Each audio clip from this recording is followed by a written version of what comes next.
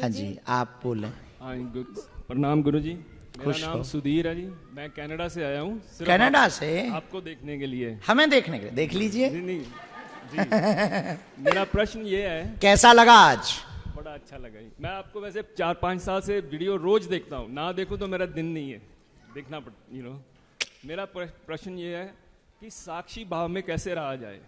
हाँ, ये बहुत अच्छा भाव है।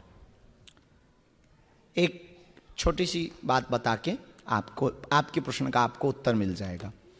1980 के दशक में एक महात्मा अमेरिका गए।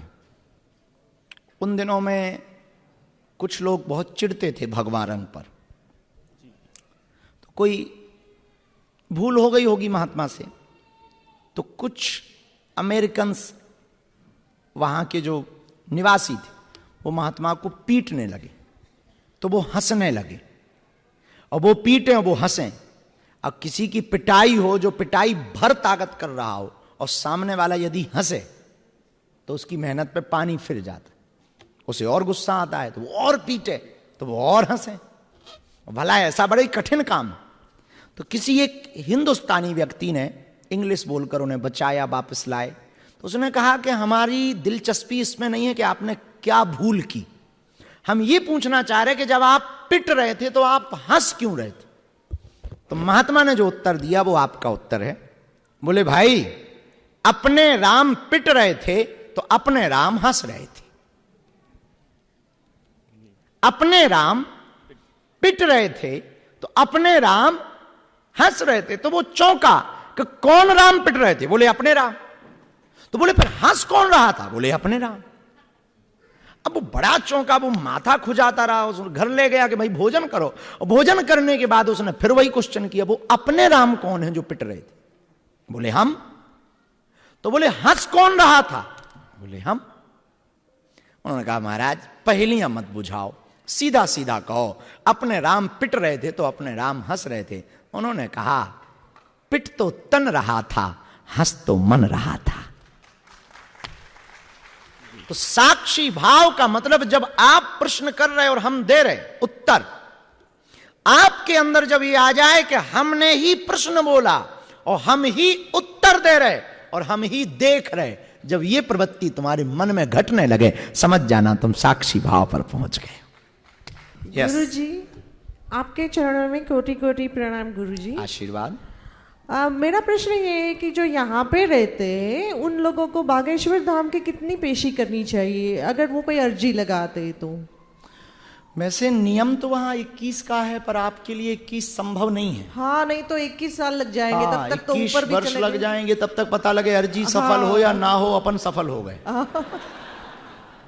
तो उसका सर्वोत्तम उपाय हमने निकाला कि आप घर बैठ करके हवन करो, जब जाओ तब 2-3 पेशी एक बार में करो, तो 21 साल नहीं लगेगा, 4-5 साल के अंदर फ्री हो जाओगे। Thank you Guru ji. Welcome to you. आप बोलो। गुरुदेव जी, आपने बोला धाम में जाओ, और मैं आप जैसे जैसे बोलते गए मैं धाम से चलता रहा। आपके धाम उधर बगेश्वर धाम में है, आपने बोला जाओ, मैं बगेश्वर धाम जाता रहा। ऐसे ही जैसे आपने बोलते गए मैं जाता रहा, पहुंच गया, देखा भी सब जैसे जैसे आपने बोला, दर्शन करो ऐसे करो।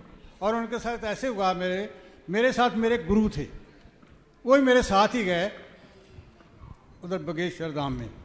और जैसे मेरे बद्रीनाथ की उनके साथ गए थे मैं, और उन्होंने रास्ते में मेरे को बोला कि जहाँ तू होगा जहाँ वो होगा, बीच में कुछ नहीं होगा। तो तभी हुआ क्या, बहुत बर्फ पड़ गई, और पंडित जो थे पुजारी वहाँ के बद्रीनाथ के, वो अपना सामान उठा कर जाने लगे, बैठ के पर बरामदे में बैठ के। और कौन क्या था, हमने सीधे गए, माथा टेका और दर्शन किए। और मेरे को ऐसे पीठ थपा के बोलते, तेरे को मैं बोला था ना, जहाँ वो होगा जहाँ तू होगा, देख ले बीच में पंडित भी नहीं है, बाहर हो गए। वाह। ऐसे ही मेरे गुरुजी अब भी जब मैं गया बगेश्वर धाम आज तो वो भी मेरे साथ थे। वाह।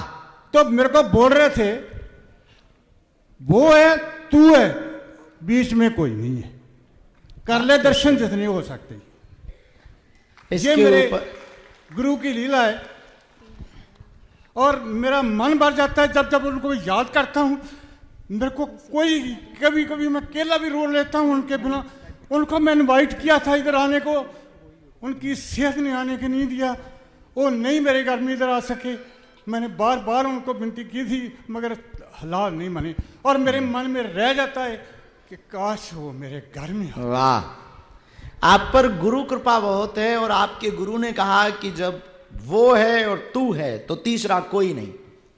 हम इतना कह सकते हैं कि इसके ऊपर एक और स्टेज है, न वो रहेगा न तू रहेगा, बस हम रहेंगे।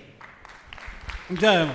खोजा सारा जहां पता तेरा पाया नहीं, पता जब तेरा चला तो पता मेरा नहीं।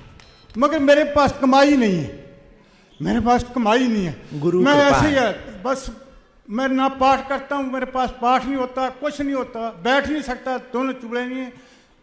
और आपके पास गुरु कृपा है, वो बहुत है। और भेद मिट जाना ही गुरु कृपा है। गुरु तो भेद मिटाता है, गुरु तो दीवालें तोड़ता है। उसका नाम ही गुरु, जो दीवालें तोड़ दे। जीवात्मा, महात्मा और परमात्मा, इन तीनों की दीवाल तोड़ करके जो जीवात्मा को भी परमात्मा बना दे, वो गुरु है।